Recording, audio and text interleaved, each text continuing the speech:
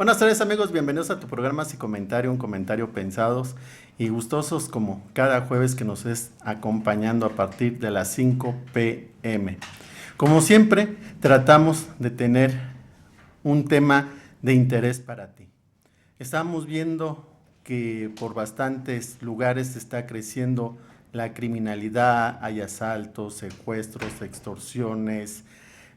Ahora que se ha dado mucho esto de las computadoras, te secuestran tu computadora, también ya tienes que pagar para que te liberen tu software o tu disco duro, te devuelvan tu información y tantas cosas que nos ha hecho cada día víctimas.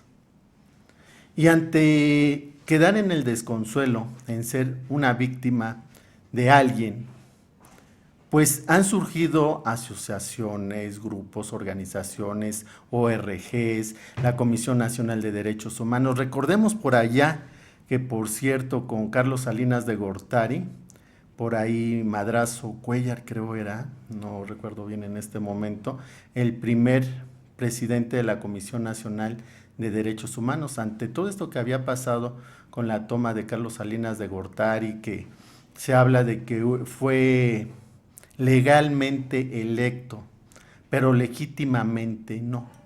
Hay una gran diferencia entre lo legítimo y lo legal. Es decir, lo legítimo tiene que ver con la gente que realmente había votado por él. Pero lo que registró el sistema que se cayó en aquel tiempo, pues registró que cuando vuelve a estar el sistema, hubo más votos, entonces gana el que tiene más votos, así sea uno. Entonces legalmente aparecieron votos, aunque se dijo que por ahí había habido malos manejos en el conteo, en cochupos y tantas cosas. Pero bueno, eso es historia.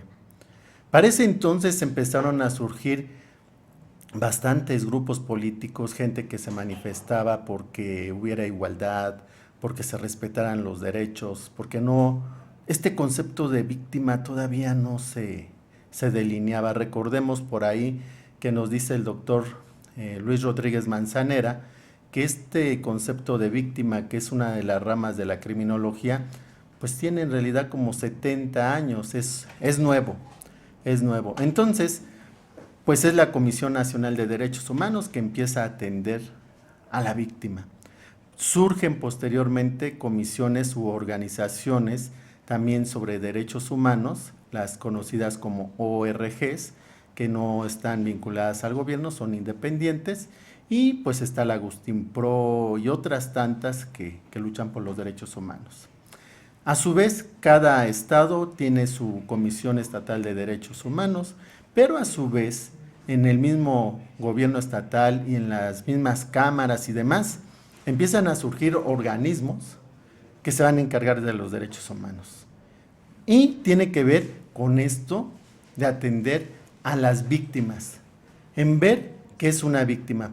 Para esto invitamos a la maestra Selene Vázquez Alatorre, que es presidenta de la Comisión Ejecutiva Estatal. Ejecutiva Estatal de atención a víctimas. De atención a las víctimas. Bueno, disculpen que no. Es que es muy largo el nombre. Sí, es largo y porque es largo el trabajo. Buenas tardes, maestra, ¿cómo está usted? Hola, muy buenas tardes. Aquí estoy con gusto atendiendo la invitación y además es muy importante para nosotros que la gente conozca cuál es el fin de la comisión, cómo surgió y por qué ahora hay una comisión de víctimas y no antes. Maestra Selene, usted ahorita tiene una licencia, está como diputada independiente. No, bueno, ya terminó mi periodo de diputada. Yo fui diputada del 2012 al 2015. Dejé la diputación en marzo de este año. El periodo legislativo concluyó en septiembre, pero yo ya había estado desde antes fuera del Congreso.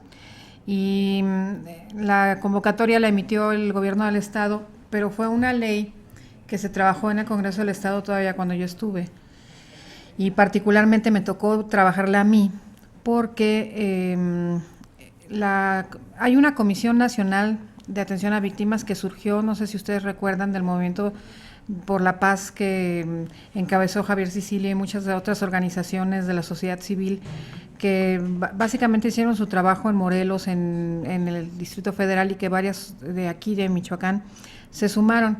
En aquel tiempo se empezó a hablar pues de la violencia extrema que llevó a la pérdida por secuestros y muertes muy injustas de jóvenes, de mujeres, de civiles, en medio, que nos agarraron como en medio de la guerra que Felipe Calderón desató contra el narcotráfico y que como consecuencia tuvo que se violentó todo el país.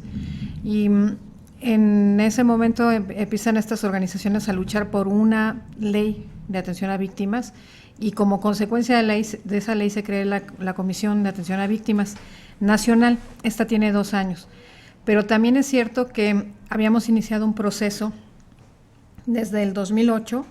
Se determinó que México iba a entrar a una nueva fase en materia de justicia con un nuevo sistema de justicia penal.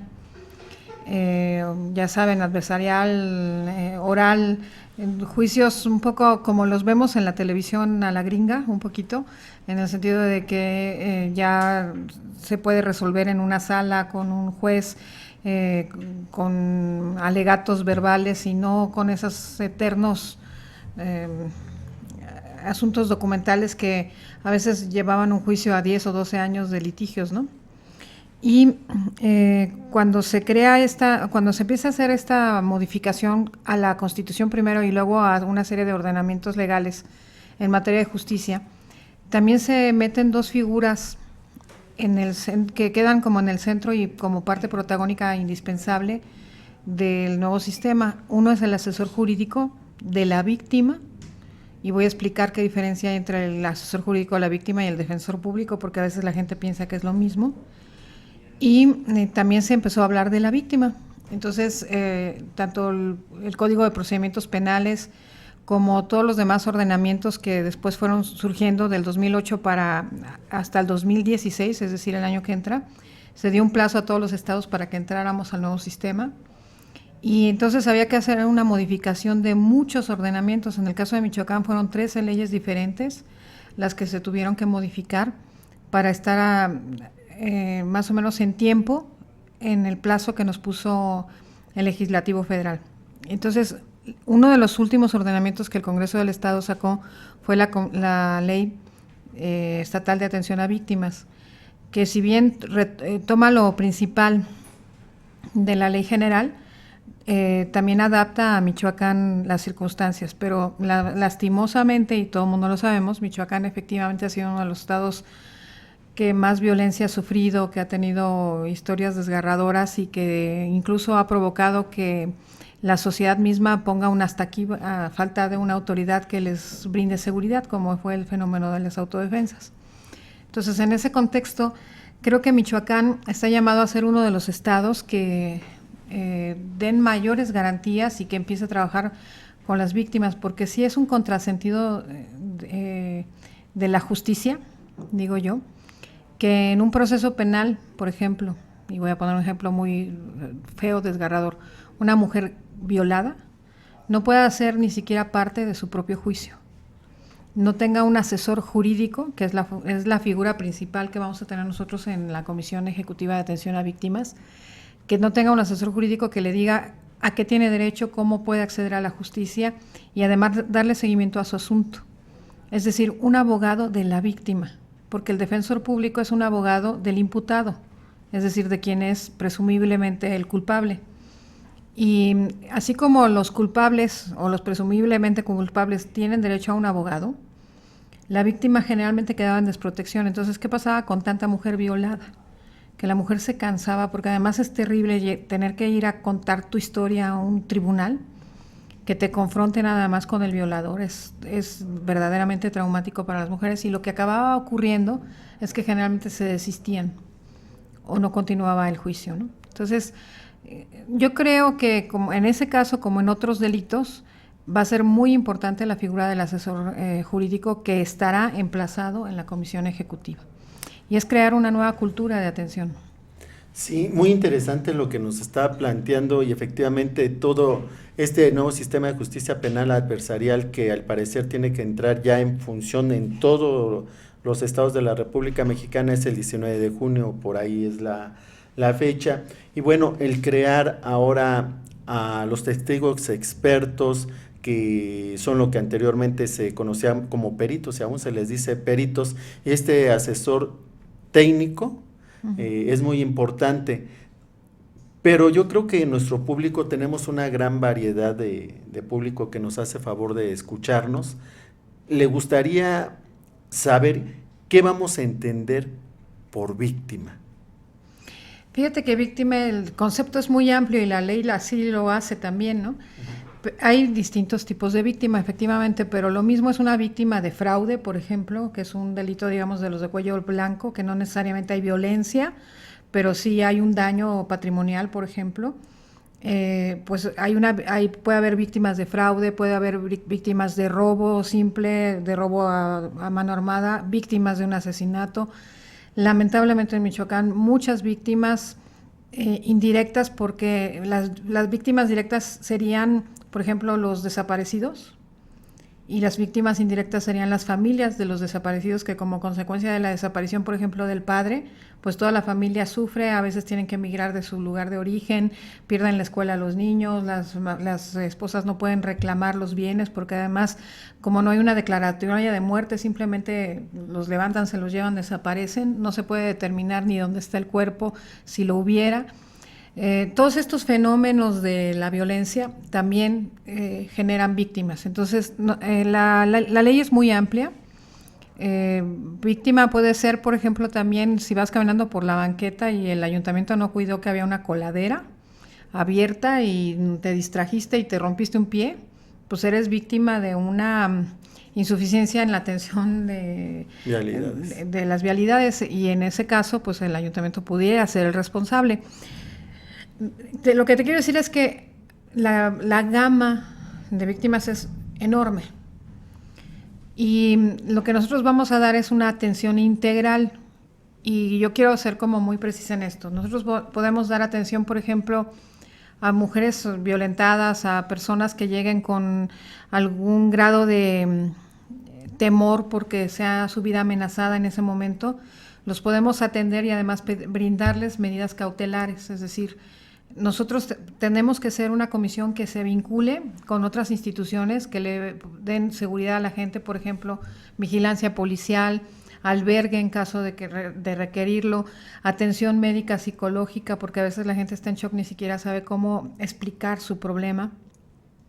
Vamos a tener psicólogos, y digo vamos porque todavía estamos naciendo, estamos en el parto de los montes, les digo yo. Pero entonces tendremos psicólogos, trabajadores sociales, médicos, y los vamos a vincular con otras instituciones que pueden brindar atención inmediata, de primer contacto, digamos, ¿no? Pero en un tema fundamental, a la víctima también se le dice, una vez que se ve que su integridad está intacta y que está atendida y que no corre peligro y demás, se le dice, usted va a requerir asesoría jurídica para su asunto, el que fuere. Pudiera ser que no la requiera, pero también el que lo requiera. Y entonces se le da asesoría jurídica, se le acompaña en todos sus juicios, se acredita un abogado como abogado de la víctima. Te quiero decir que ya hemos tenido las primeras acreditaciones, ya estamos siendo parte de juicios y de denuncias ante el Ministerio Público, y a veces es curioso porque aunque el Código Penal y las leyes ya lo establecen desde hace varios años en el caso de Michoacán y en el país, es nuevo. Entonces les parece muy raro a los MPs que tú llegues con la víctima a presentar una denuncia y además te acredites como su abogado y su representante legal.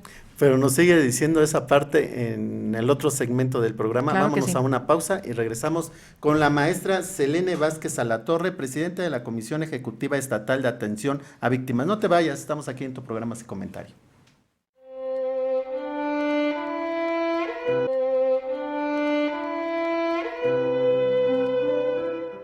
Bueno amigos, ya regresamos, estamos hablando sobre victimología y bueno, un poquito fuera del aire estamos hablando esta parte de que todos en algún momento somos víctimas de algo. Recordemos que Los chavochis precisamente era como se les llamaban a los españoles. Cuando ellos llegan, pues traen todo un sistema jurídico. Recuerden que ellos nos traen las leyes de las Indias. Entonces, los aborígenes, los naturales de aquí les dijeron los chavochis, que quiere decir los que tienen arañas en la cara, que eran barbados. Entonces, anteriormente aquí, nuestros naturales, si alguien mataba a una persona, esta persona tenía que trabajar para mantener a su familia, mantener a la familia de la persona que privó la vida, tenerla con todo lo que anteriormente tenía, porque pues los privó del sustento. Y las leyes de las Indias, con estos chavochis, nos traen que si alguien privaba de la vida a alguien, se le encarcelaba y entonces había una doble victimización, que es lo que nos está hablando ahorita la maestra Selene Vázquez Alatorre, porque ahora es un problema. La persona que está encerrada deja de mantener a su familia, el que está muerto ya no puede atender a su familia y por tanto hay desintegración familiar por ambos lados. Por el lado del que mató, pues los hijos van a ser etiquetados o estigmatizados como los hijos del asesino y por supuesto la esposa va a ser una prostituta.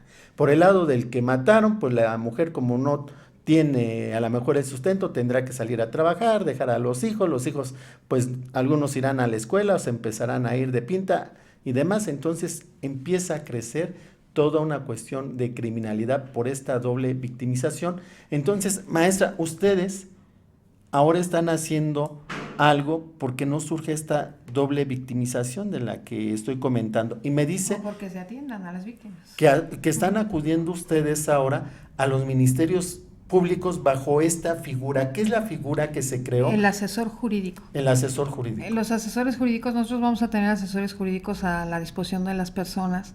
Cuando una persona no tenga claridad de qué tiene derecho, cómo puede presentar una denuncia, que no se atreva incluso por miedo. Mira, acabamos de tener el caso de una persona de un municipio de la región de la Subprocuraduría de Zamora, que fue golpeada por policías.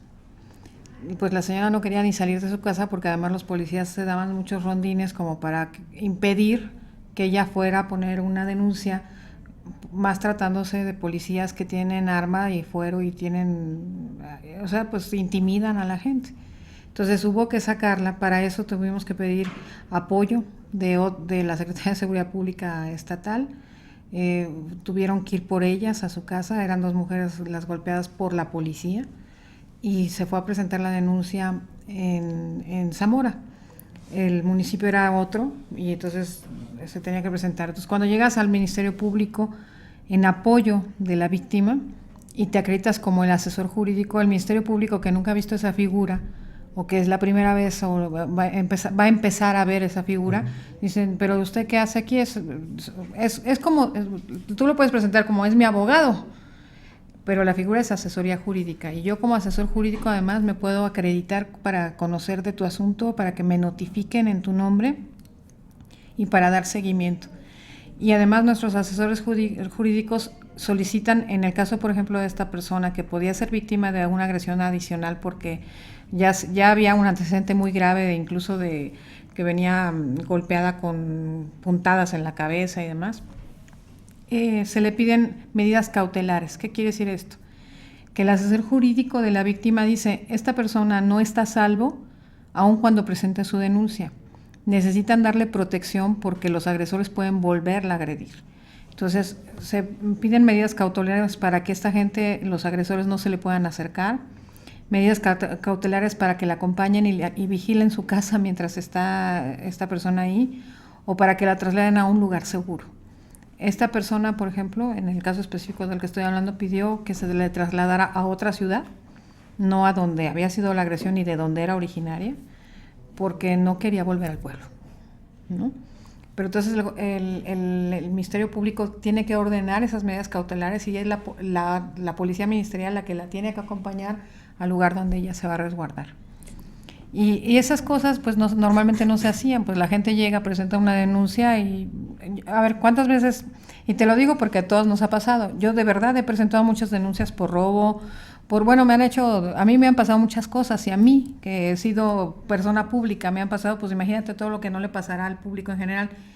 Vas y no tienes, ya ni siquiera le das seguimiento a tu denuncia porque se corre de oficio. Si tú vas por ejemplo, alguna vez me robaron mi camioneta en plena carretera, y me asaltaron y bueno, antes no estuvo peor. Y entonces vas y presentas la denuncia y luego, bueno, a veces nunca te informan qué pasó. O vas y denuncias un robo y nunca supiste cómo le hicieron o qué seguimiento se le dio. O a lo mejor una riña entre vecinos, que es muy común, pues vas a presentar la denuncia y luego queda el pleito. Ahora, en el nuevo sistema de justicia se habla por primera vez de conciliaciones, de reparación de daño.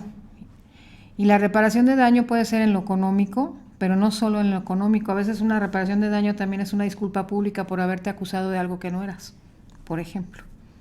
A ver, yo te acusé de asesino, diría Hipólito Mora Castillo, ¿no? A ver, Castillo acosó dos veces en televisión pública, en el noticiero de mayor vistas del país, con López Dóriga. El señor Castillo se atrevió a decir que Hipólito Mora era un asesino. Y otras muchas habló con noticieros nacionales, esgrimiendo que él había atacado al americano en aquel lance que tuvieron, cuando mataron al hijo de Hipólito. Sí, 11 víctimas por ambos lados. Bueno, pues si la justicia fuera justa realmente ahora, y una vez que liberaron a Hipólito podría haber, y debería, creo, pedir una disculpa pública, y además en las mismas vías donde fue acusado. Esa sería una reparación integral del daño. Es decir, a ver, tú dijiste con López Dóriga y con cuanto se te ocurrió con Ciro Gómez Leiva y demás, que yo era un asesino y que yo había iniciado, pues ahora te pido que te disculpes y me eximas y frente a la gente digas que te equivocaste. Y lo tendría que hacer Castillo, ¿eh? La reparación del daño tiene que ver con eso, y también en algunos casos cuando ya no hay posibilidad de que, por ejemplo, en el caso de una persona asesinada, en el viejo sistema penal, un muerto, sé que se oye muy crudo, pero después de un juicio, una vez que se dictaba una sentencia en contra de un asesino, el valor de una muerte era como de 90,000 pesos. Es decir, el asesino tenía que pagar a los deudos de la víctima más o menos un valor de 90,000 pesos, que casi siempre se quedaba en manos del Estado, en los fondos del Poder Judicial y demás. Aquí puede haber varios hechos. Se puede determinar que una persona fue asesinada, se puede determinar que hay una sanción, pero quien lo asesinó no fue detenido, o si fue detenido no cuenta con el dinero para reparar el daño. Entonces, la gente puede reclamar que el Estado les garantice la reparación del daño. Nosotros vamos a tener un fondo que se va a crear, un fideicomiso específico para poder recepcionar ese fondo, y de ahí estar pagando algunas de estas cuestiones que la gente no pueda pagar, porque la comisión también tendrá la posibilidad de reclamarlo en nombre de la víctima. Es decir, a ver, a ti no te han pagado la indemnización que te tenían que pagar por un fraude, por un asesinato, por lo que hubiera sido. Bueno, nosotros te podemos dar esto, pero además una vez dándote el apoyo a ti, yo me quedo con la obligación de solicitar que a mí me lo paguen. Es decir, para que también el fondo sea revolvente y se siga nutriendo ahí, digamos, para apoyar a otras personas. No todas las víctimas accederán al fondo de atención a víctimas, porque no todo el mundo lo requerirá, pero por ejemplo, hay un caso muy específico de Michoacán que todo el mundo conoce, los que fueron heridos, lamentablemente algunos muertos, en los granadazos del 15 de septiembre de 2008. Esta gente lo que requiere es a veces traslados, medicinas, atención médica.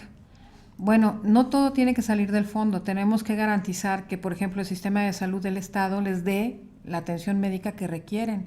les apoye con los medicamentos, con los estudios. Casi todos han tenido secuelas terribles como resultado de que todavía tienen en su cuerpo alojadas esquirlas de los granadazos, ¿no? Y algunos de ellos incluso han perdido miembros de su cuerpo, piernas, brazos.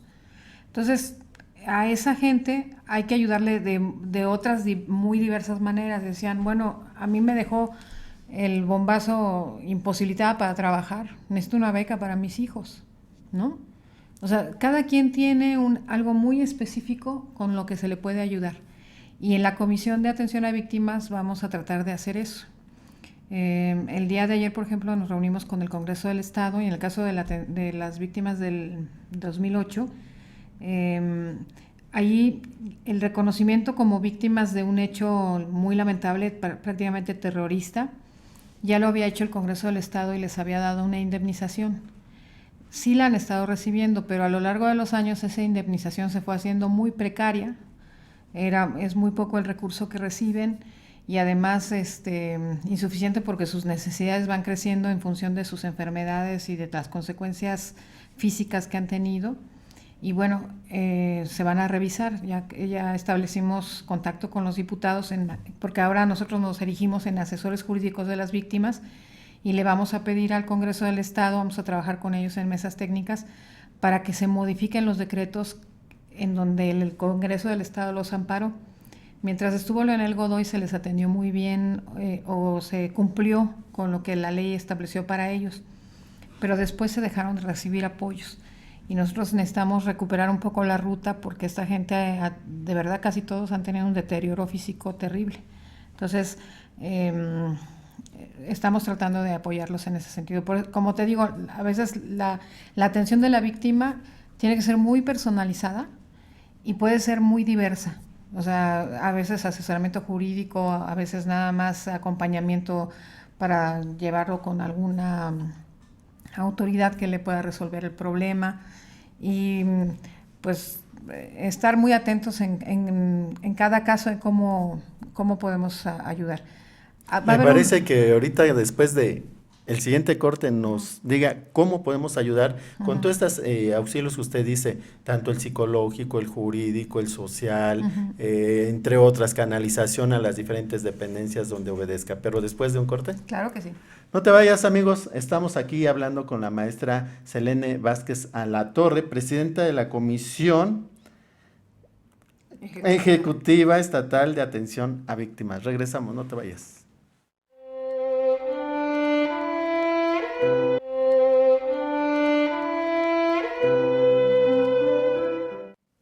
Bueno, amigos, ya regresamos. Estamos hablando con la maestra Selene Vázquez Alatorre de la Comisión Ejecutiva Estatal de Atención a Víctimas. Le estoy repasando que para que no, y estamos hablando de la cuestión del nombre que es largo, que habría que trabajar es en el muy nombre. Largo.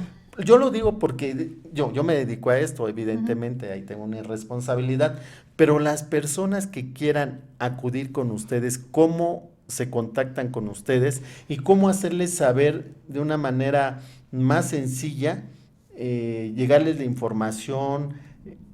Ya nos dice algunas cosas de las que se pueden hacer. Nos está hablando de las personas que fueron victimizadas en el 2008 con los granadazos aquí en la Plaza de Morelia, en la Melchor Ocampo. Entonces, había algo interesante que sí me gustaría que me comentara de las becas que había dado Rafa Márquez y por ahí los dineros que no han quedado muy bien. Al parecer, en la gestión del maestro Leonel Godoy, todo normal. Fluyó bien. Sí. Fluyó bien.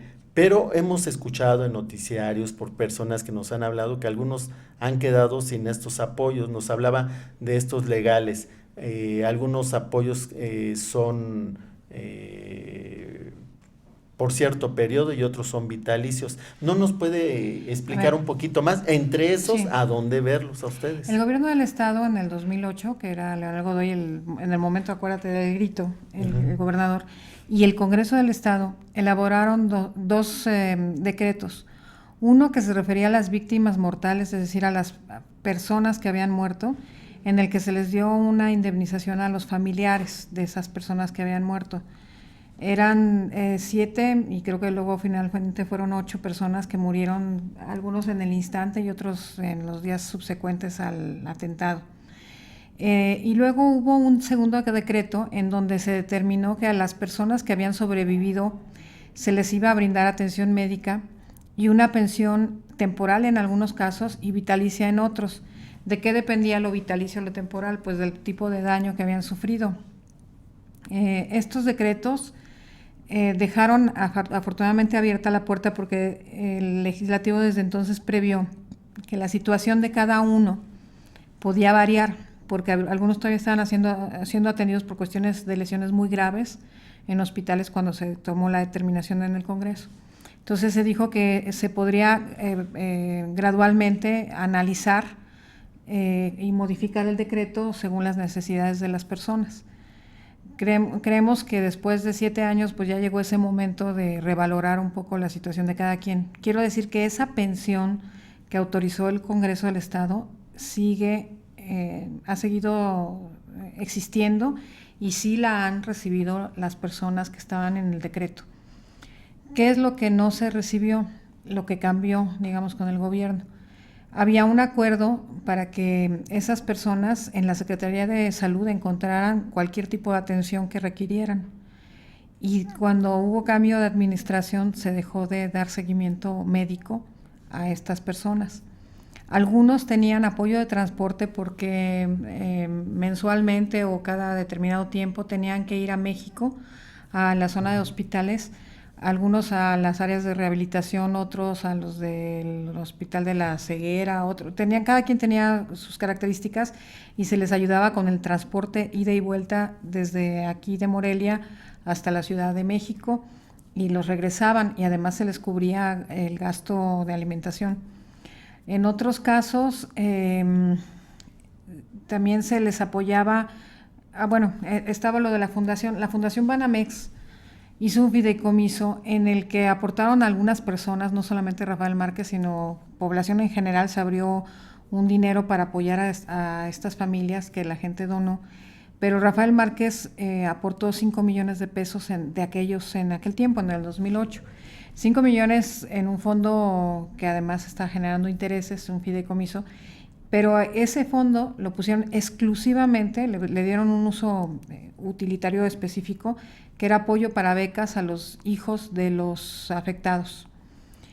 Y se les daban 7,000 pesos anuales a cada familia, o por cada niño, era por cada niño. Entonces era una ayuda muy importante para ellos. Esa fue la que dejaron de percibir hace ya más o menos 2 años. Y no hay una explicación real de qué pasó con el fondo. A mí me han dicho que dejó de existir, pero en realidad nunca se hizo el anuncio de la extinción y no hemos podido corroborar qué pasó con ese fideicomiso. Yo le interrumpo aquí. Sería un compromiso con nuestro querido público de que esta comisión, que es su piedra angular, ver sobre las víctimas, no se puede reparar todo el daño evidentemente, pero ver dónde quedó esto, la comisión se encargaría. Claro, de hecho sí lo estamos haciendo. La verdad es que nos agarró un poco la transición. Lamentablemente esta gente pues tiene que hacer su vida, pero cada 15 de septiembre alguien se acuerda de ellos, ¿verdad? Por el hecho de que se cumple un año más de su desgracia. Pero nosotros necesitamos que la atención sea continua y que no solamente de los días 15 sea un asunto de que se movilizaron y buscaron apoyo y lo que sea. Estamos ya solicitando la información. En la Secretaría de Finanzas nos han dicho que se extinguió, pero no nos han dado prueba de ello. Lo voy a hablar con el nuevo secretario Carlos Maldonado. Lo platiqué brevemente con el anterior secretario Miguel Miranda, pero no nos pudieron aportar información así muy fehaciente. Entonces yo creo que ya ahorita están pasando la curva del tiempo de aprendizaje entre los que llegan y los que se van.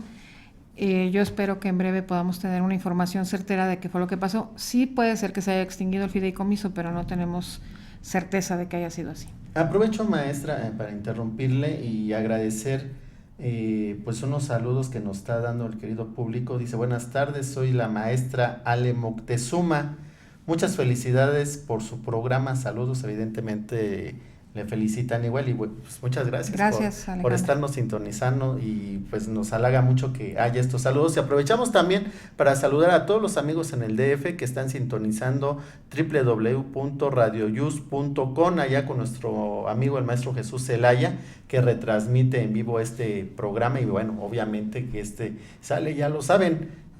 Afortunadamente pues en Europa que nos ven en Madrid, nuestros amigos que nos están siguiendo en Sudamérica, en Norteamérica y como siempre el aeropuerto John F. Kennedy que no despega ningún avión hasta que no ven el programa, entonces pues así están las cosas. Y maestra, hay una pregunta que me está rodando en la cabeza. ¿Esta comisión va a ser transeccional o se va a quedar como varias comisiones, organizaciones que llega un gobierno, hay apoyo y sale el gobierno y se acabó? Como un poco lo que se hizo con Leonel Godoy, se apoyó a estas víctimas. Ahora, por fortuna, sí tenemos todo un sexenio con Silvano. ¿Tiene esta comisión el apoyo total del Ejecutivo? Porque pertenece por el nombre al Ejecutivo, ¿o de quién depende? ¿Es independiente o cómo está ahí el asunto? Mira, somos una comisión, la comisión definida por la ley es un órgano descentralizado, no sectorizado. ¿Qué quiere decir? Tenemos autonomía técnica y de gestión. Sí somos subsidiados por el Estado, somos parte del Estado, somos un organismo estatal, pero no dependemos ni de la Secretaría de Gobierno, ni de la Procuraduría, ni tenemos cierto grado de autonomía, pues, pero tampoco somos la Comisión de Derechos Humanos. La Comisión de Derechos Humanos, si bien cobra, digamos, vive del recurso público, mantiene autonomía relativa. Yo digo relativa porque mientras dependas del dinero, pues claro, tienes autonomía del gobierno y de alguna manera la comisión está ahí para sancionar, determinar, recomendar o incluso señalar lo que esté mal por el gobierno. En el caso nuestro, sí debemos mantener autonomía, por ejemplo, de la Procuraduría, porque a veces vamos a ser contraparte de ellos, de la Defensoría Pública, porque también vamos a ser contraparte de ellos.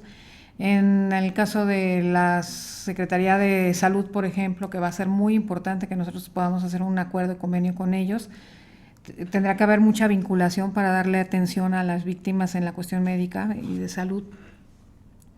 En el DIF, por ejemplo, pues podemos hacer algún esfuerzo por trabajar conjuntamente en el área psicológica o de atención a los grupos vulnerables con la CEPSOL. Es decir, con cada una de las dependencias podemos tener alguna vinculación, pero nosotros somos un organismo semiautónomo, digamos. Dependemos del recurso público, no existía asignación presupuestal para la comisión, debió crearse en marzo, nos nombraron hasta agosto. Somos 3 comisionados, los 3 comisionados tenemos por un periodo, por esto que tú preguntabas, a diferencia de otras áreas en donde el Ejecutivo es quien nombra, a nosotros nos nombró el Legislativo, lo que también nos da un grado mayor de autonomía. Para que sea un poquito más específico, después de un corte comercial, ¿nos sigue diciendo? Muy bien. Después de una pausa, regresamos para ver cómo está dándose esta autonomía. No te vayas, estamos aquí en el programa Sin Comentario hablando con la maestra Selene Vázquez Alatorre. Regresamos.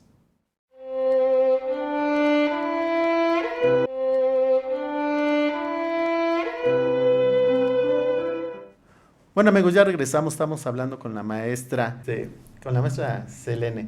Y estamos hablando de la autonomía de esta comisión que usted preside. Nos da cierta autonomía el hecho de haber sido electos por el Congreso. Por ser esta la primera vez que existe una comisión, se nombró una comisionada, tu servidora, por 2 años, un comisionado por 3, que es Salvador Ceja Barrera, un comisionado por 4 años, que es Abraham Montes Magaña, y el periodo de la presidencia es por 2 años, pero eso lo nombramos entre los propios comisionados. Los compañeros decidieron que yo sería la presidenta y me tocó ser la primera presidenta de la comisión. A ver, pero se puede, al interior de ustedes, se puede volver a reelegir o a pasar a otro de los puestos de ahí. Nos podemos reelegir hasta por una ocasión, pero tendrá que decidirlo el Congreso. y la reelección será hasta por 4 años. Es decir, por ejemplo, en el caso mío, como yo empecé de 2, pues me podría reelegir por otros 4 si hiciera un buen papel. El compañero Salvador por otros 4 para hacer un total de 7 y el compañero Abraham por otros 4 para hacer un total de 8. ¿Cuál es la diferencia entre la Comisión Estatal, por ejemplo, de Derechos Humanos, que pues mucha gente, los comentarios que hay, es que se defiende siempre a los victimarios, que no se hace nada, tienen un recurso impresionante, creo que a diferencia de lo que va a tener esta comisión que usted preside? Bueno, nosotros aspiramos a tener un presupuesto parecido, no igual al de la comisión, pero debemos tener presencia en todo el estado, porque nosotros debemos tener, imagínate, si tuviéramos un asesor jurídico por cada agencia del Ministerio Público sería ideal, pero también es un sueño que nos autoricen tantos recursos, entonces, porque eso implica recursos. Nosotros queremos tener presencia, vamos a tener presencia en 6 regiones y vamos a estar trabajando con las víctimas que lleguen a todas las áreas a Procuración y Administración de Justicia. En la Comisión de Derechos Humanos, ellos califican el actuar de las autoridades y por eso deben ser autónomos. Por eso es tan importante y ya, fíjate que, como tú sabes, hay una Comisión Nacional de Derechos Humanos, hay una Comisión también nacional de atención a víctimas, y lo que nos decían ellos es que, por ejemplo, con el anterior comisionado, presidente de la Comisión Nacional, que había pues muchas dificultades, había mucha crítica también de la sociedad civil.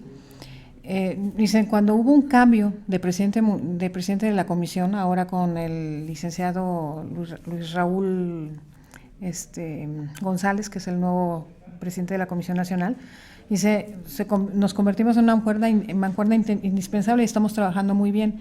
Por eso para nosotros es muy importante que ahora que van a elegir al nuevo presidente de la Comisión de Derechos Humanos, nos pongan a una gente no solamente competente, sino comprometida y que no le tenga temor al gobierno. Tiene que tener un grado de autonomía fuerte, porque la Comisión de Derechos Humanos, a nosotros, y eso también hay que decirlo, nosotros podemos atender a todas las víctimas como lleguen y cuando lleguen, pero no todos van a tener la calidad legal de víctima hasta que un juez, la Comisión de Derechos Humanos o un Ministerio Público nos los mande ya como acreditados como víctimas. Ah, caramba, entonces ellos como que calificarían. Sí. Por aquí yo vi una combi que estaban haciéndole propaganda como si fuera reina de la primavera. A Salvador Molina. Salvador Molina, para la Comisión Estatal de Derechos Humanos. ¿Cómo hacerse propaganda como si fuera reina de la primavera, cuando sé que el señor como abogado asiste a las víctimas, pero les cobra? Entonces,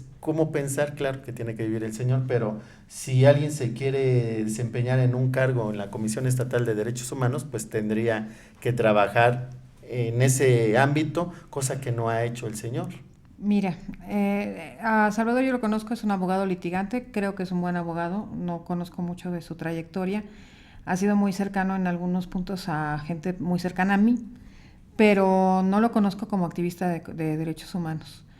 Lo reconozco como una gente solidaria por ejemplo, con el movimiento de las autodefensas, pero así éramos casi todos al principio, ¿no? Ya después los autodefensas se volvieron criminales porque Castillo dijo, pero en general el movimiento de autodefensas generó simpatías, ¿no?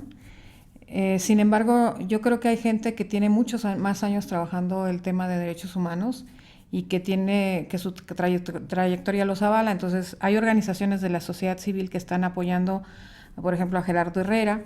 Ayer vi que se registró un licenciado que ya fue presidente de la comisión, Víctor Cerrato. Sí, a Gerardo aquí lo entrevistamos, ajá, que tiene una larga trayectoria en apoyo a las víctimas. La verdad, Gerardo es una persona extraordinaria y a mí me daría mucho gusto que fuera él, pero como yo no soy la que decide, lo va a decidir la comisión las comisiones y luego el pleno del Congreso. Me parece que sí debe ser de autonomía, me parece muy inusual que hagan campaña, muy inusual. En combis. Porque es a través de una convocatoria, no es un cargo de elección, y que se estén anunciando en combis sí es absolutamente inusual. Sí, qué bueno que usted tocó un tema fundamental, lo de las autodefensas, y sabemos que una de las grandes defensoras ante lo punible que han sido con Mireles es su hermana Talía. Entonces, un poquito antes de irnos, ¿qué nos puede decir de lo que está haciendo su hermana Talía y cómo también ustedes tienen que ver con esto de la víctima, porque es una de las víctimas que se enfrentó directamente a los grandes del narcotráfico en Michoacán. Fíjate que, bueno, ahí yo creo que, te repito, todos fuimos solidarios en algún momento. La sociedad en general veía bien el movimiento, aun cuando no se acercaran a ellos por temor, porque siempre que haya armas de por medio es problemático. Yo no creo que la sociedad civil deba tomar las armas para resolver los problemas, pero sí creo que había una ausencia absoluta del Estado y además una complicidad de autoridades muy fuerte y que la gente tuvo que hacer eso. Lamentablemente, creo que las autodefensas fueron traicionadas. Así lo hemos dicho, lo he dicho yo, lo ha dicho mi hermana, muchas voces. Me parece muy delicado que persista en el estado de Michoacán el procurador actual. Yo sí lo quiero decir. También aquí denunciamos a Martín Godoy, Me no parece está muy certificado grave. y sigue. No está certificado, pero además de verdad han hecho atrocidad y media. Entonces, cuando estás pugnando por la justicia, pero la promueves haciendo injusticias, yo tengo datos de cosas que sé que han ocurrido gravísimas, de imputaciones falsas. Les dicen en la subprocuraduría de Apatzingán, que era donde se concentraba pues también casi todo lo que tenía que ver con las autodefensas, decían pues es que aquí es el lugar de la bolsita mágica, ¿no? Tenemos el tiempo. 40 gramos de droga y ya eres culpable de lo que sea. Sí. ¿Dónde la localizan rapidísimamente? Vamos a estar en Mariano Arista 300 a partir de la próxima semana, ya vamos a tener oficina, no teníamos. Mariano Arista, Chapultepec Oriente, atrás del Tribunal Electoral. Ahí vamos a estar, ya vamos a tener líneas. Yo le voy a pedir aquí al licenciado Víctor, a quien le agradezco mucho su invitación, que nos ayude a divulgar en los próximos programas que tenga nuestra dirección y nuestros teléfonos, que se los voy a dejar para que la gente nos pueda localizar. Pero Mariana Arista 300, vamos a estar ahí ya en la comisión ejecutiva. Gracias, maestra Selene Vázquez Alatorre, que nos acompañó el día de hoy. Y amigos, pues muchas gracias también por habernos acompañado. Pronto daremos la dirección y los teléfonos donde están. Por lo menos ya dieron la dirección. Te esperamos el próximo jueves. Tu amigo Víctor Gutiérrez Olivares se despide. Hasta pronto. Gracias, maestra. Gracias a ustedes.